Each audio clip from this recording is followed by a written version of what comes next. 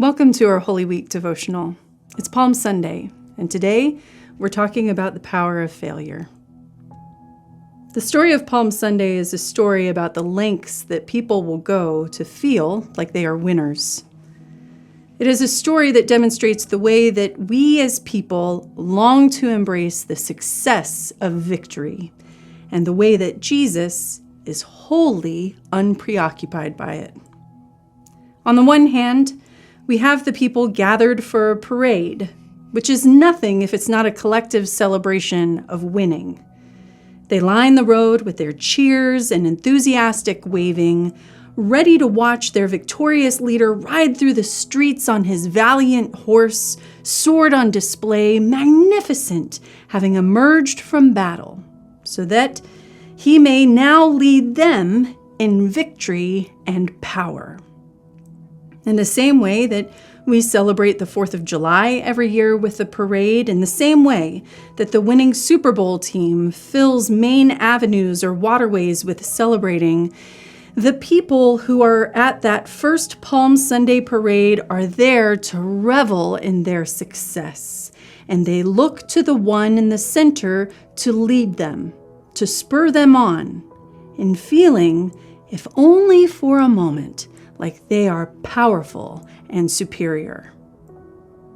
But that's not who Jesus is.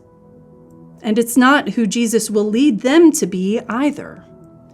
In our scripture here by Mark, there is no blood on Jesus' sword. He doesn't carry a sword. Jesus rides in not on a valiant steed, but on somebody's borrowed mule.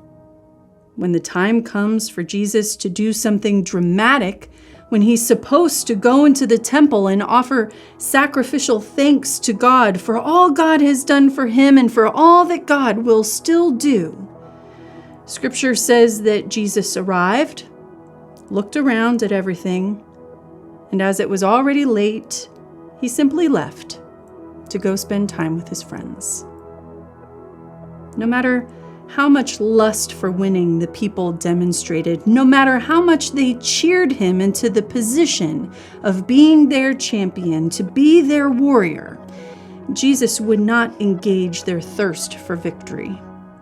Not when they threw him a parade, and not when they nailed him to a cross. Because Jesus knew that it wasn't human victory that would save them. Only the failure of hanging on a cross could lead them to that. I had the privilege of preaching this sermon, and if you would like to hear it in full, you can click on the link below if you're watching on YouTube, or you can just keep listening to this podcast to hear an audio version.